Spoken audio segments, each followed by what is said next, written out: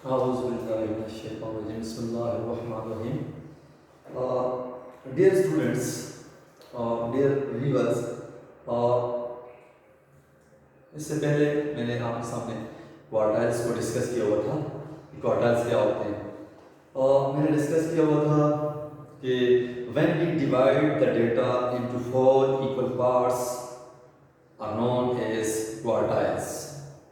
फिर मैंने आपके सामने पार्टीशनिंग की 25%, 75%, जो भी आपके सामने। फिर मैंने कहा फर्स्ट क्वार्टाइल क्या होता है, सेकंड क्वार्टाइल क्या होता है एंड थर्ड क्वार्टाइल क्या होता है। अब आज का जो टॉपिक है वो किस हवाले से है। आज का टॉपिक है कि calculation of quartiles for individual and discrete series.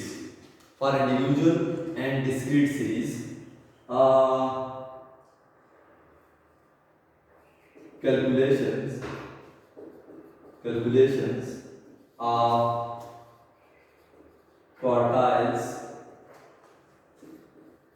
using individual and discrete series। अच्छा जी, आज का जो टॉपिक है कि how we look at the quartiles for individual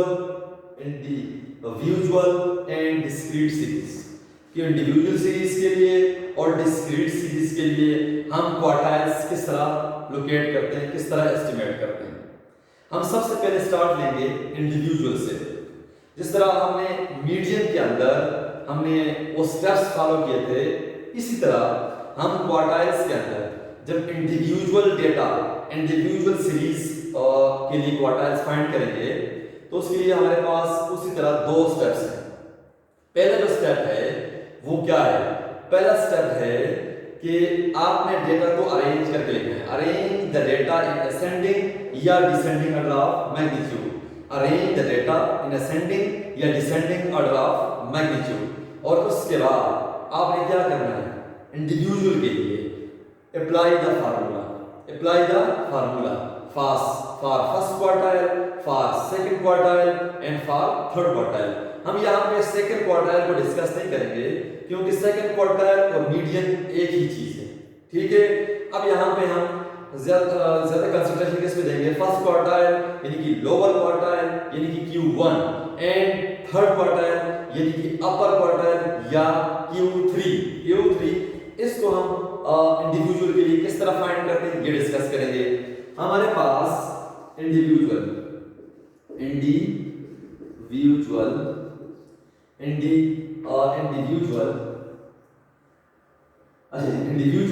के लिए क्या होगा?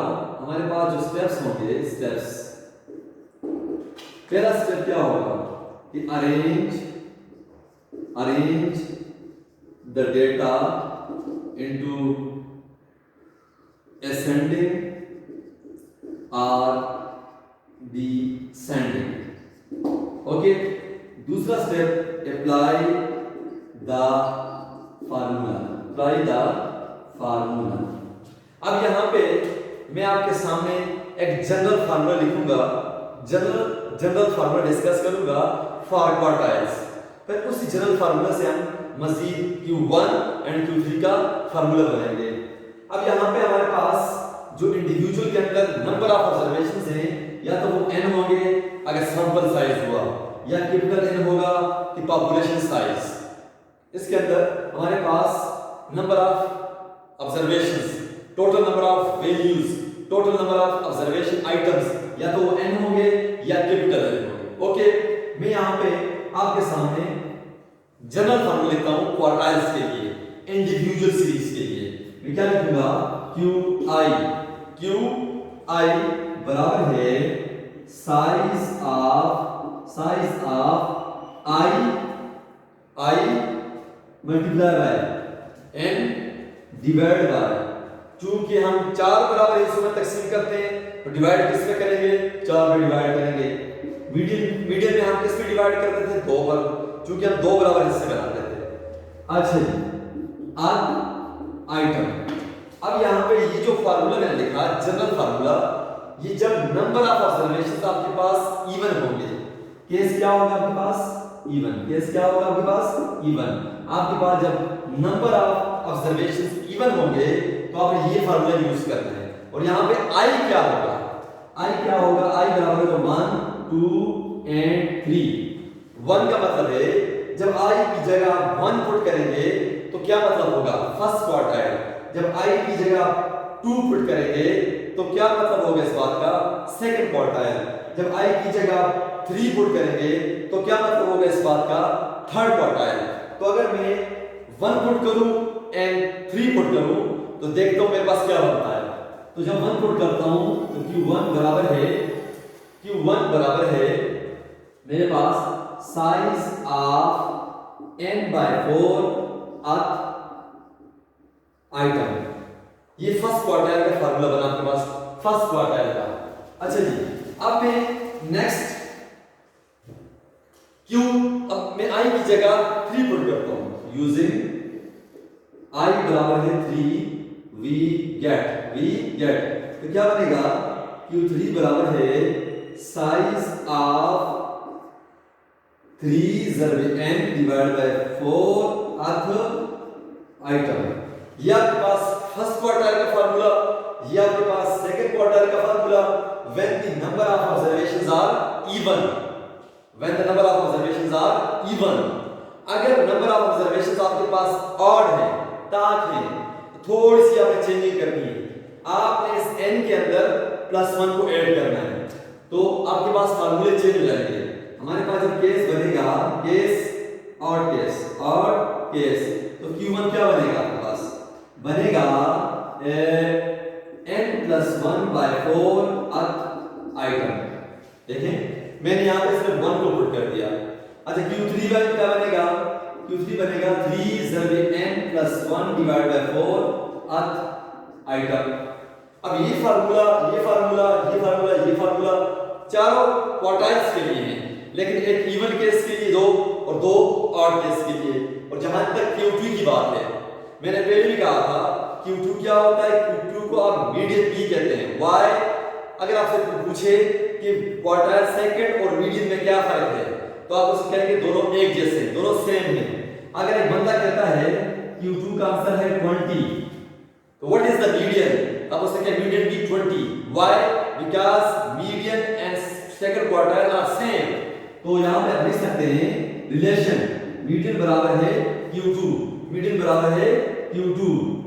आपने ये जो 2 ये 1 ये 3 लिखने सबस्क्रिप्ट में लिखने, बिल्कुल सबस्क्रिप्ट में लिखने आपने। तो मीडियन बराबर है Q2, ये एक रिलेशन बन गया कि मीडियन हमेशा बराबर होगा किसके, सेकंड क्वार्टाइल के, because second quartile also divide the series into 2 equal parts. अब मैं मूव करता हूं किसकी तरफ, डिस्क्रीट केस की तरफ। थोड़ी सी चेंजिंग करनी है आपने। वहां पे नंबर ऑफ ऑब्जर्वेशंस क्या थे, n था यहां पे, यानी कि स्मॉल n या कैपिटल n। अब वहां पे क्या होगा, टोटल फ्रीक्वेंसी होगी समेशन f। डिस्क्रीट केस में क्या होगा, समेशन f, सिर्फ और सिर्फ समेशन f। तो अब मैं क्या करता हूं, मैं डिस्क्रीट केस के लिए फार्मूला डिस्कस कर लेता हूं कि डिस्क्रीट केस में आपने थोड़ी सी चेंजिंग करनी है। जो स्टेप्स हैं हमारे पास, वो स्टेप्स क्या होंगे हमारे पास डिस्क्रीट केस में, कौन से केस, अब हमारे पास डिस्क्रीट केस। इसमें पहला जो स्टेप है, आपने डेटा को अरेंज करके लिखना है। क्या करना है, अरेंजमेंट। क्या करनी है आपने, अरेंजमेंट करनी है, अरेंजमेंट लाजमी है। ओके, दूसरा जो स्टेप है डिस्क्रीट केस के अंदर, वो क्या है, find out the CF। What is CF, cumulative frequencies। अब मैं इसको शॉर्ट कर लिख रहा हूं C.F। तो पहला स्टेप आपने डेटा को अरेंज करके लिखना है, दूसरा स्टेप आपने cumulative frequencies को आपने फाइंड करना है, और जो तीसरा स्टेप है वो आपने क्या करना है, अप्लाई द फार्मूला। फार्मूले को अप्लाई करने का मतलब क्या है कि आप क्वार्टाइल्स को लोकेट करें कि कौन सा आइटम डेटा सेट के अंदर, कौन सा आइटम आपके पास क्वार्टाइल फर्स्ट है, क्वार्टाइल सेकंड है, क्वार्टाइल थर्ड है, वो फार्मूले के जरिए आपको पता चलेगा। ओके, डिस्क्रीट केस के अंदर अब हम डिस्क्रीट केस के लिए फार्मूले लिखते हैं, कैसे लिखेंगे हम? अब फार्मूला लिखते हैं हम जनरल फार्मूला लिखते हैं, जनरल QI बराबर है size of I survey summation F divide by 4 earth item. अब यहाँ पे I क्या है? 1 2 एंड 3। 1 का मतलब है फर्स्ट क्वार्टाइल। अगर I की जगह 1 लिखते हैं, यहाँ भी 1 लिखेंगे, यहाँ भी, तो फर्स्ट क्वार्टाइल बनेगा। अगर I की जगह यहाँ पे 2 लिखते हैं, यहाँ पे 2 लिखते हैं, तो सेकंड क्वार्टाइल बनेगा। याद रखिएगा कि डिवाइड किस पे करेंगे? 4 पे करेंगे। जब I की जगह 3 लिखेंगे तो थर्ड क्वार्टाइल बनेगा। लेकिन ये कौन सा केस होगा? जब नंबर ऑफ ऑब्जर्वेशंस इवन होंगे। समेशन F का मतलब क्या है? Total number of observation. Summation F का मतलब क्या है? n या capital N, total number of observations. यहां पे डिस्क्रीट केस में आपने समेशन F लेना है। ये केस किसके लिए होगा? इवन के लिए। और ऑड के लिए क्या होगा? Size of I into summation F plus 1 divided by 4 earth item. अब यहाँ पे आपको नजर आ रहा है, अब मैं फार्मूला आपके सामने लिख लेता हूँ। देखिए, अगर मैं फार्मूला आपके सामने लिख लूँ तो क्या बनेगा? Q1 क्या बनेगा आपके पास? समेशन F by 4 अर्थ value. First quartile for even case, discrete data. Third quartile 3 सर्वे समेशन F डिवाइडेड बाय 4 अर्थ value. Third quartile for even case, summation F total number of values. इसी तरह अगर यहां पे मैं +1 कर दूं और यहां भी +1 कर दूं तो कौन सा केस बन जाएगा? ऑड केस बन जाएगा। These are the two cases, even and odd, for individual series, for discrete series. Total number of observations, cumulative frequencies and arrangement of data, these are the compulsory। तो आपने individual series के लिए भी formula को apply करना है और discrete के लिए। इंडिविजुअल के अंदर टोटल नंबर ऑफ ऑब्जर्वेशंस क्या होंगे? n। डिस्क्रीट में क्या होंगे? Summation F। और अरेंजमेंट ऑफ डेटा लाजमी। डिस्क्रीट के अंदर आपने cumulative frequencies आपने फाइंड करनी है। अब हम प्रैक्टिकल एग्जांपल की तरफ चलते हैं, न्यूमेरिकल एग्जांपल की तरफ चलते हैं। For this individual series, for discrete series क्या होगा कि एक डेटा सेट गिवन होगा, एक डेटा गिवन होगा इंडिविजुअल का, और आपसे कहा जाएगा find the first quartile and find the third quartile, find the first quartile and find the third quartile. इसी तरह आपको डिस्क्रीट डेटा दिया हुआ होगा और आपसे कहा जाएगा find the first quartile, find the third quartile या find the upper quartile, lower quartile, Q1 Q3। मतलब इस सारे नाम एक ही चीज के नाम हैं।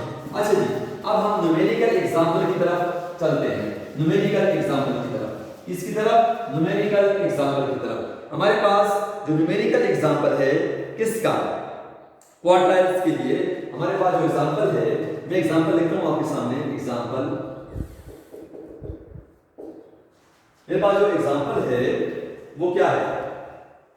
अब एग्जांपल मेरे पास क्या है कि मेरे पास we have a series. Okay, series क्या है मेरे पास? x क्या है? 2 4 6 2 4 6 8 8 12 14 16 12 14 16 10 12 14 16 18 20 22। These are the values 1 2 3 4 5 6 7 8 9 10 11। Number of values कितनी है? 11 है। आपने क्या फाइंड करना है? आपने फाइंड करना है इस किस्म डेटा के लिए find Q1 and Q3, find Q1 and Q3। अब Q1 का मतलब क्या है? फर्स्ट क्वार्टाइल फाइंड करो, और Q3 का मतलब क्या है? थर्ड क्वार्टाइल फाइंड करो। किस डेटा के लिए? इस डेटा के लिए। अब ये डेटा किस किस्म का है? इंडिविजुअल डेटा है। अब इंडिविजुअल डेटा है तो इंडिविजुअल फार्मूला यूज करेंगे, इंडिविजुअल्स के स्टेप्स फॉलो करेंगे। इंडिविजुअल्स के स्टेप्स क्या हैं? Arrange the values in ascending और डिसेंडिंग ऑर्डर। तो ये वैल्यूज मैंने जब चेक की तो ऑलरेडी अरेंज है, तो मैंने जस्ट फार्मूला यूज करना है। क्या यूज करना है? फार्मूला यूज करना है।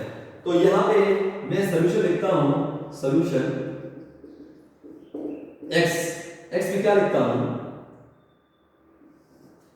x में लिखता हूं 2 4 6 8 10 12 14 16 18 20 22. These are the 11 values. Okay, now अब हम क्या करेंगे, फर्स्ट क्वार्टाइल का फार्मूला यूज करेंगे। Q1 बराबर है साइज ऑफ, क्योंकि नंबर ऑफ वैल्यूज ऑड है तो n+1 होगा, तो n+1 divide by 4 item. Okay, तो Q1 बराबर है साइज ऑफ 11 + 1 by 4 आइटम।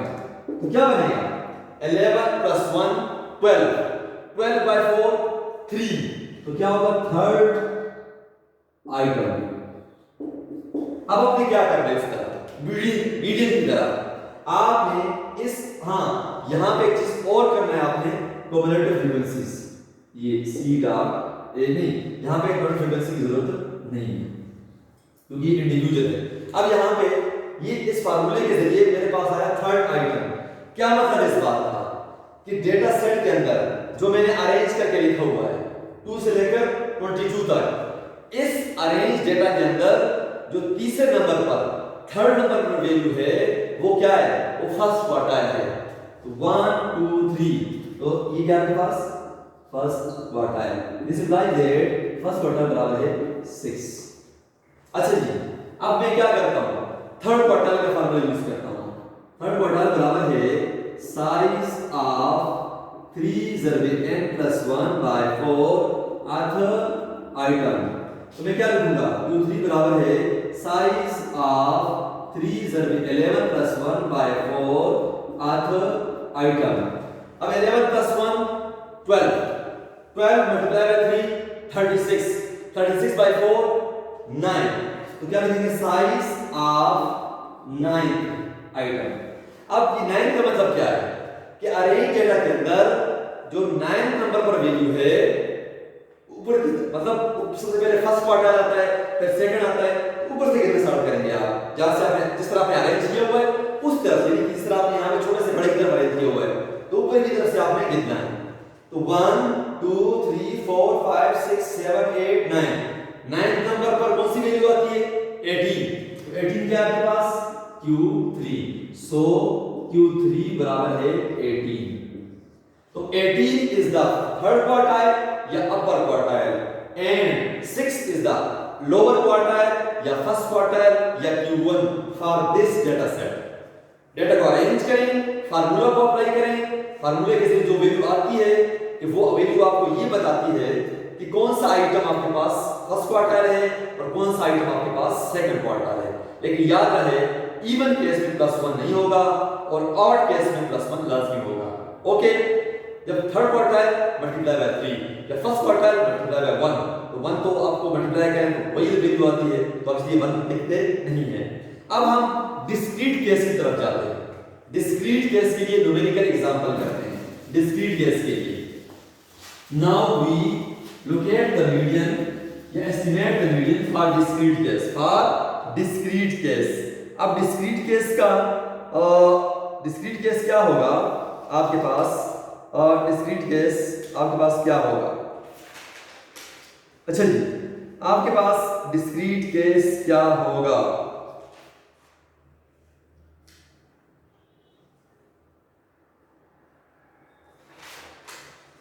अच्छा जी एग्जांपल है डिस्क्रीट केस का। Find Q1 and Q3। Find Q1 and Q3 का मतलब क्या है कि फर्स्ट क्वार्टाइल फाइंड करो एंड थर्ड क्वार्टाइल फाइंड करो फॉर द फॉलोइंग डेटा। अब डेटा आपके पास क्या है, size of shoes, size of shoes, अच्छा जी, और अगली चीज क्या है साइज ऑफ शूज एंड साथ में क्या है फ्रीक्वेंसी, क्या है फ्रीक्वेंसी। ये आपके पास डेटा सेट है। डेटा सेट क्या है 4 4.5 4 4 4.5 4 4.5, 5, 5.5, 5, 5.5, 6, 6.5, 7, 7.5 and 8.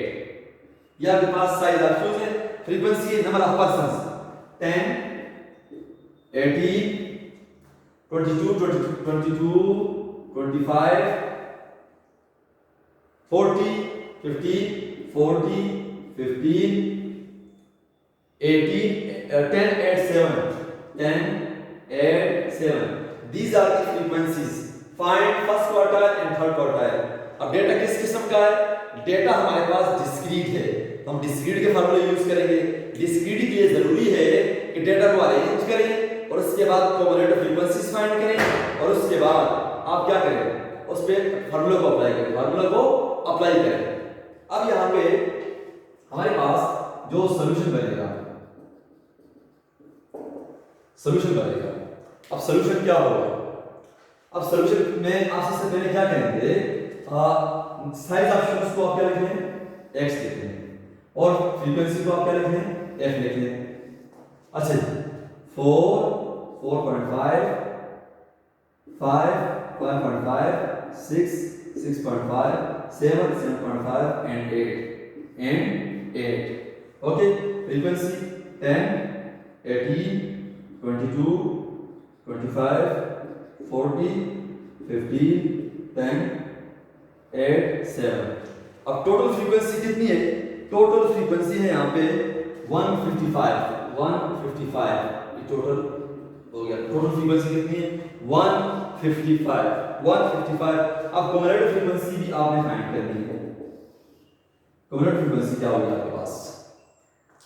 10, 28, 50, 75, 50, 75, 150, 130, 140, 130, 140, 148 and 155। अब कम्युलेटिव फ्रीक्वेंसीज किस तरह फाइंड करते हैं, ये टॉपिक ऑलरेडी हम पहले डिस्कस कर चुके हैं, बार बार वो चीज डिस्कस नहीं करते हैं। अब इसके बाद क्या करेंगे, क्योंकि डेटा मेरे पास ऑलरेडी अरेंज है, मैंने कम्युलेटिव फ्रीक्वेंसीज फाइंड की। अब इसके बाद मैं फार्मूला को अप्लाई करूंगा, फर्स्ट क्वार्टाइल का फार्मूला, फिर सेकंड क्वार्टाइल का। अब फर्स्ट क्वार्टाइल का, क्योंकि total number of observations summation f आपके पास ऑड है तो +1 लाजमी है, +1 लाजमी लिखिएगा। Size of summation f +1/4 earth item, तो q1 बराबर है size of 155 +1/4 earth item. Summation f की जगह आपने 155 पुट किया, 155 + 1 156 डिवाइडेड बाय 4 ये बनता है 139, 30 ये बनता है 39th आइटम। क्या मतलब इस बात का? अब 39 को उसी तरह मीडियम में आप कम्युलेटिव फ्रीक्वेंसीज के अंदर देखते थे, तो 39 को देखें कि किस वैल्यू के अंदर आ रहा है या एग्जैक्ट आ रहा है। 10 के अंदर नहीं, 28 के अंदर नहीं, 50 के अंदर आ रहा है। तो 50 के सामने x क्या है? आपके पास 50 के सामने जो x है वो क्या है? 5 है। 5 इज द फर्स्ट क्वार्टाइल, तो quartile first is equal to 5। 5 is the first quartile, lower quartile. Okay, Q1 जब आपने 39 को देखा तो 50 के अंदर आ रहा है, 50 के सामने देखा तो x 5 है, तो 5 इज द फर्स्ट क्वार्टाइल। अब हम क्या करते हैं, हम थर्ड क्वार्टाइल के लिए फार्मूला यूज करते हैं। इसके लिए थर्ड क्वार्टाइल के लिए फार्मूला यूज करते हैं। अब थर्ड क्वार्टाइल क्या है? थर्ड क्वार्टाइल बराबर है साइज ऑफ 3 जरबे समेशन f +1/4। ओके, अब ये बनेगा साइज ऑफ 3 जरबे 155 +1/4। जब आइटम वो साथ लिखती जाएगी। अच्छा, जब इसको मैंने सिंपलीफाई किया कैलकुलेटर से तो मेरे पास बना 170, 1 साइज ऑफ 170 आटम 117। अब 117 को चेक करें कि किस वैल्यू के अंदर आ रहा है। 75 के अंदर नहीं, 51 के अंदर नहीं, 130 के अंदर आ रहा है।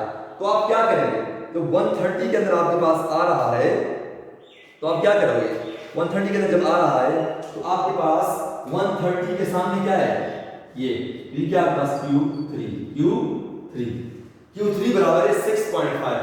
जब आप 117 को आपने चेक किया कम्युलेटिव फ्रीक्वेंसीज के अंदर तो 130 के अंदर आ रहा था, तो 130 के सामने x क्या है 6.5, तो Q3 बराबर है 6.5 आंसर। सो Q1 बराबर है 5 for this data set, Q3 बराबर है 6.5 for this data set. Discrete case first quartile, lower quartile या Q1, थर्ड क्वार्टाइल, अपर क्वार्टाइल या Q3। अब हम नेक्स्ट टॉपिक के अंदर कंटीन्यूअस केस पढ़ेंगे for quartiles, how we calculate, how we locate, how we estimate the quartile first, quartile second and quartile third for continuous case. Continuous case क्या होता है, classes होती हैं, फ्रीक्वेंसी होती है। तो उसी तरह आप जिस तरह मीडियम में काम किया था यहां भी वही काम करेंगे। तो इंशाल्लाह नेक्स्ट वीडियो के अंदर मिलते हैं, तब तक के लिए अल्लाह हाफिज।